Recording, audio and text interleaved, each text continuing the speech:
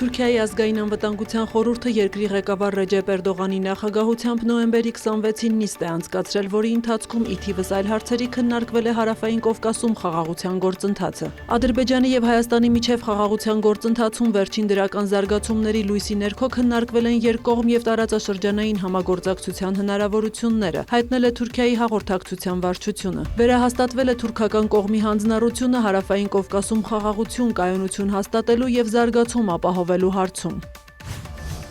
Վրաստանը դրական է գնահատում Հայաստանի եւ Ադրբեջանի միջև հարաբերությունների կարգավորման գործընթացի դինամիկան, հայտարարել է երկրի արտգործնախարարը։ Մակա Բոճորիշվիլին ընդգծել է Երևանի եւ Բաքվի մերձեցումն առանցքային նշանակություն ունի Հարավային Կովկասում խաղաղության, կայունության եւ զարգացման համար։ Նրա խոսքով հարաբերությունների բարելավումը նպաստում է նաեւ միջին միջանցք նախագծի իրականացման գործում տարածաշրջանի դերի ամրապնդմանը։ Բոճորիշվիլին նշել է, որ Թբիլիսին ուշադիր հետևում է տեղի ունեցող գործընթացներին եւ սերտ կապի մեջ է ինչպես Հայաստանի, այնպես էլ Ադրբեջանի հետ։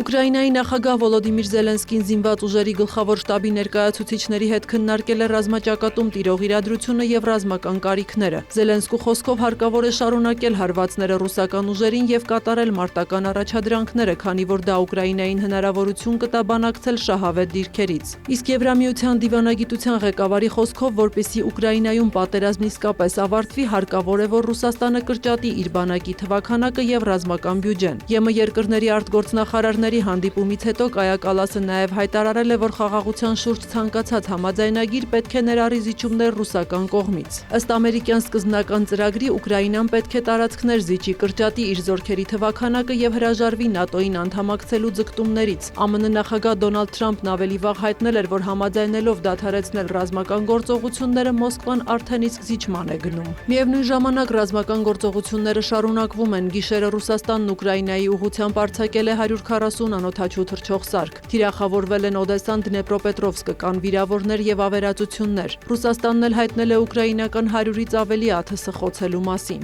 Այս ամենի ֆոնին Մոլդովայի արտգործնախարարությունը կանչել է Ռուսաստանի դեսպանին։ Նրան ներկայացվել է ռուսական անօդաչու թռչող սարքը, որը երկրի տարածք էր մուտք գործել նոյեմբերի 25-ին։ ԱԹՍ-ն ընկել էր մասնավոր տան վրա։ Անօդաչուները խախտել էին նաեւ Ռումինիայի օդային տարածքը։ Վաշինգտոնում Սպիտակ տնից 300 մետր հեռավորության վրա աֆղանստանցի ներգաղթյալը կրակոցներ է արձակել, ծանր վիրավորելով ազգային գվարդիայի 2 զինծառայողի։ Փոխհրաձգության ընթացքում կասկածյալը նույնպես վիրավորվել է։ ԱՄՆ նախագահը միջադեպը որակել է ահաբեկչություն։ Դոնալդ Թրամփը նշել է իր վարչակազմը կստուգի բոլոր աֆղանստանցիներին, որոնք երկիր են ժամանել Ջո Բայդենի նախագահության ընթացքում։ ԱՄՆ քաղաքացիության եւ ներգաղթի ծառայությունը հայտարարել է, որ անորոշ ժամանակով դադարեցնում է Աֆղանստանի քաղաքացիների միգրացիոն հարցումների քննումը։ Միջադեպից հետո Սպիտակ տունն ուժեղացրել է անվտանգության միջոցառումները։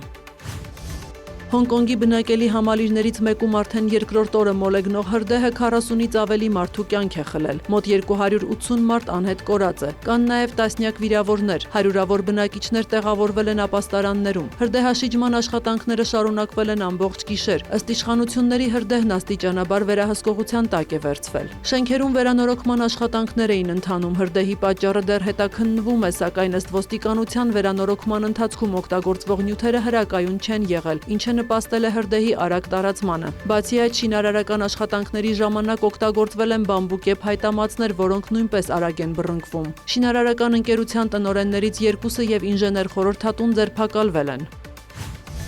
Մեկնարկում է Հռոմի Լևոն 14-րդ պապի առաջին արտասահմանյան ուղևորությունը, որի ընթացքում նա կայցելի Թուրքիա եւ Լիբանան։ Ուղևորության գլխավոր իրադարձությունը տեղի կունենա թուրքական Իզնիկում, որտեղ ժամանակին գտնվել է Նիկեա քաղաքը։ Հռոմի պապը եւ այլ քրիստոնյա առաջնորդներ այնտեղ կնշեն 325 թվականին տեղի ունեցած Նիկեայի տիեզերական ժողովի 1700-ամյակը։ Հռոմի պապը կայցելի նաեւ Թուրքիայի Կապույտ մզկիթ, հանդիպումներ կունենա կրոնական առաջնորդների հետ որպես միջկրոնական երկխոսության ժեստ։ Լիբանանում եւս Լևոն 14-րդ պապը կհանդիպի կրոնական առաջնորդների հետ, այնուհետև պատերակ կմատուցի Բեյրութի ափամերձ հատվածում 2020 թվականին տեղի ունեցած պայթյունի վայրում, աղոթելով ավելի քան 200 զոհերի համար։